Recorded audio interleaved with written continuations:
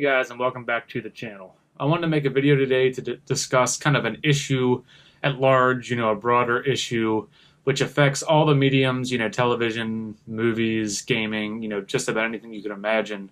I want to focus primarily on TV and movies, but that is the issue these days of the seemingly endless supply of sequels, endless supply of remakes, and just kind of the way that the industries in general sort of approach making, follow-up media now. Because it's sort of frustrated me and bugged me for quite some time, but I think the issue is only getting worse, especially in light of a couple things that are going on right now in the entertainment industry. So I want to talk about my feelings about sort of sequel-itis and, the way that things seem to operate now, and use a couple specific examples to kind of give you my overall thoughts. So it seemed like for quite some time, and certainly this isn't a new phenomenon, but it's been really awful in the past, call it decade, but especially the past 5 years. In anything that's commercially viable whatsoever anymore is essentially guaranteed a sequel, or guaranteed a reboot, or guaranteed a continuation. There's a very, very short list of films, television series, games that have a definitive end that, are made, come to a conclusion, and are just done. Anything that does well, they seem to milk for every last cent they can in making spin-offs or sequels or a reboot, or even if the story doesn't demand, one whatsoever, even if the story wasn't written to keep going on, to have, further story potential, further narrative potential. It really doesn't seem to matter if the story itself lends itself to sequels. All that really matters is whether or not more money could be made. And that's really, really frustrating, not because I don't understand the economics of it. Obviously, anytime anything's a big success, it's normal that the business side of, its production is going to want to make more. There's always more money to be made with really popular properties and, big sleeper hits. But I really, really respect, and I've always respected, filmmakers, creators of any kind who want to tell a story that has a natural conclusion.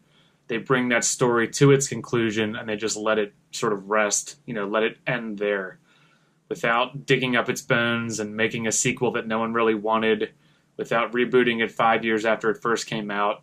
There's something really rewarding and something that I really respect about stories that stand on their own 2 feet, that come to a conclusion that was intended by the creator and not dragged on infinitum until everyone's just sick to death of the series or movie series or whatever it is.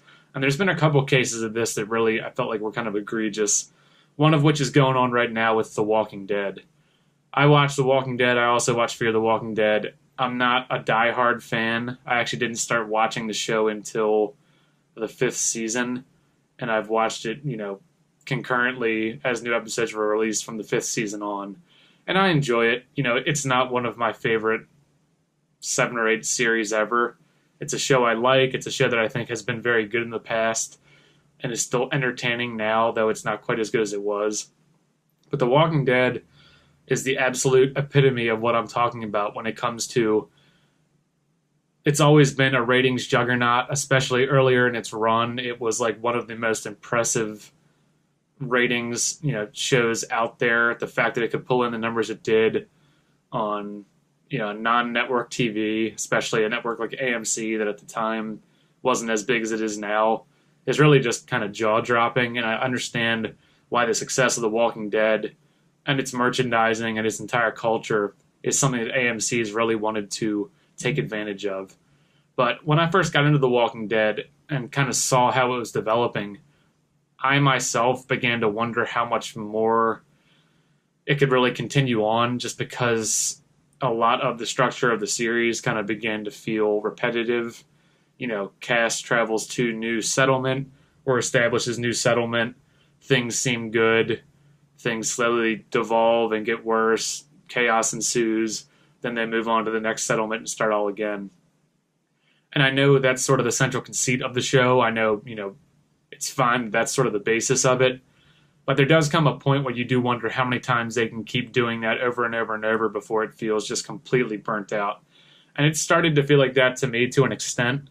So when I started reading articles about how the creators could see the show going 12, 13, 14, 15 plus seasons, I was really sort of dismayed because it didn't seem like the material is there. I know that the graphic novel series has quite a bit more that they could still, do on the show, but the show, in terms of its momentum, in terms of its development, doesn't feel like it could sustain 5 to 6 plus more seasons at the pace and the rate it's going right now without just becoming completely ridiculous.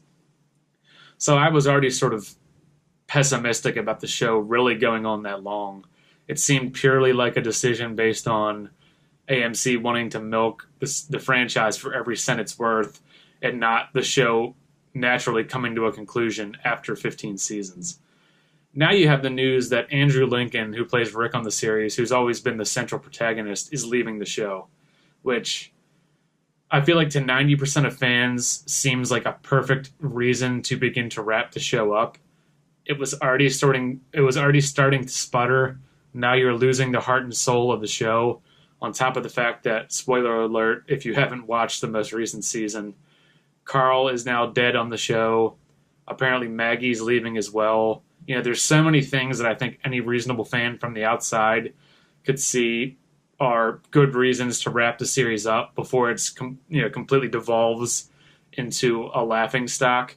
But all signs point to AMC just ignoring that, continuing the show on with, I think, Daryl as the focus and some reshifted power dynamics, and just acting like nothing's really happened. Which is just, it's a bad way to approach anything that you're trying to do well. It makes perfect sense from a business standpoint. If you can still get even 8, 9, 10 million people watching the show, make that ratings money, make that advertising money, I get why they want to, but don't be shocked when fans start to turn on the show, because it's clearly a decision being made for dollars and cents, and not because the show is going to be any better for it. It's a perfect example of what I'm talking about here. The X-Files is another good example. I love The X-Files. It's one of my 5 or 6 favorite shows ever. I was very sort of lukewarm when it was announced to be coming back. It came back.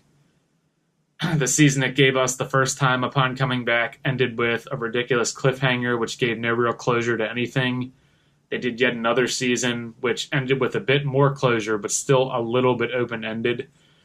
And again, it seems like a case of a really fantastic, wonderful series that wrapped up in its original run. I know the last season and the last couple seasons weren't to everyone's liking, and the finale might not have been everyone's favorite. But again, another example of a show that had its heyday, was a really strong, really great show that I wasn't even sure if I wanted to come back. They brought it back to a mediocre reception, and I think Gillian Anderson has already come out and said she doesn't really want to do more, but there's already been rumors about them, not writing off the possibility of making more X-Files episodes, and it's like, just know when enough is enough. The show was great, a decade or a decade and a half passed, however long it was. You brought it back, you did 2 more full seasons, let a series come to a conclusion at some point, and let sleeping dogs lie. The series should be over. Fox is just looking straight. Can the show still generate any kind of type of ratings? If so, let's try to make more. That's not the way you make something that people really appreciate and love. That's the way you make it completely transparent that the decisions are being made as solely a corporate interest thing, and not the creators think this deserves more episodes thing. Community, another television series. Arguably my favorite series of all time. Definitely the series that I've gotten the most raw enjoyment out of watching.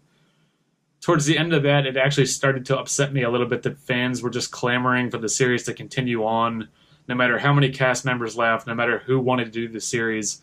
It's, let's do more seasons, or let's do the movie, 6 seasons in a movie. And it's like, I get where that's coming from, but the series was canceled and renewed a number of times. It changed platforms. It changed networks. Well, it went from a network to a new platform, I should say. Lost really key cast members. When Donald Glover and Chevy were off the show, I thought it was completely obvious that a huge chunk of the comedic spirit had gone. And now it's like, the show got brought back. It got some closure in a final season. If they make a movie, okay, if everyone wants to do it. If they don't, just let the series be what it was. There's still people posting every day about, we need to find a way to bring this show back. Are the cast still interested? Why can't the show just rest as a fantastic, hilarious, really original sitcom that ended. Not everything needs to go on until the end of time, and not every show is meant to run 10 seasons. Not every movie series needs, 8 sequels and needs to be dragged out to its literally on its last legs. It doesn't serve that IP well to do that. That doesn't mean there aren't exceptions to the rule. Certainly there's been sequels that I was ambivalent about when they were announced that ended up being great. Blade Runner comes to mind. Blade Runner is a series that the original is so revered and so iconic that all the rumors about that getting a sequel I always thought were kind of strange. But that's a perfect example of how to do it right. They spent years and years and years finally waiting for a script that was worth shooting. They got a fantastic director who really respected the original. They got the original cast, the key pieces of the original cast, to come back for the sequel. And I thought 2049 was fantastic. I thought it technically just blew me away and thought it was the perfect example of a sequel paying homage to the original while still having enough juice, enough creativity, and enough of a new spark to warrant a full new movie. Not everything's like that. They really put a lot of heart and soul into getting that right, but a lot of series just don't whatsoever. You're seeing it in games where, the day after a game's successful, it's basically already confirmed there's going to be a sequel, regardless of whether or not the creators had ever even planned for a sequel. The Last of Us 2 is an example of this to a small extent, where I was felt like the first game ended so perfectly that I wasn't even sure I wanted a sequel. But that's a case where the creators come out, they explain why they think a sequel is warranted. They explain that there's narrative left to be told, that there's story beats that they want to see played out, and you trust that they have somewhere to go with it. It's not, oh, did this make a bunch of money for us? Oh, did a lot of people like this? Okay, well, we're making a sequel no matter what. Let's stop with that. It's starting to get really not only frustrating and old, but I think it's really sort of poisoning entertainment because you're seeing so little original content, so little really truly brave content, so little truly, inspirational content, because every studio, every network, even a bunch of game studios are just falling back on tried and true sequels, spiritual successors, which could be okay, but sometimes are just ripoffs, reboots, spin-offs of stuff they know people already like because it's safer to do that than try to do anything new. It's safer to make a sequel to something people liked than say that game, had its time, it ended the way we wanted to, let's move on to something new. And I think the closer we can get to a day where, more people sort of rail back against all the cookie cutter entertainment that's, force fed to us, the more that hopefully the people creating it will see that we want fresh content, we want fresh ideas. At the very least, we want to see new takes on old formulas, not just sequel, because as long as people stop, keep clamoring to the theaters and paying for this stuff, that's what they're going to default to. I think Solo recently was a good example of a film that was very well reviewed by a lot of people, a film that made a lot of money, but a film that did disappoint at the box office because sometimes we're just burnt out. I don't care how good a new Star Wars is. We've seen so much Star Wars content recently. People have been up in the air about some of it. You can't just force feed an endless amount of people and expect them to always line up. Eventually the day comes where that just gets too stale, too old, and we need something new, and hopefully that day's here sooner than later because it's already gotten fairly old to me. So are you burnt out on sequels? Are you okay with studios just milking these franchises for every cent they can? Or do you think, it's time to start showing them that, that's starting to grate us? So thanks for checking this out, guys. It's sort of a topic that I think spreads itself across all mediums and felt appropriate to talk about in light of a bunch of stuff going on right now. I'll make new videos soon. I'm actually going to Toronto for the first time this coming weekend for a bachelor party, so if anything fun happens up there in the beer, media, entertainment world, I'll be sure to bring it back. Thanks so much, guys. Take care.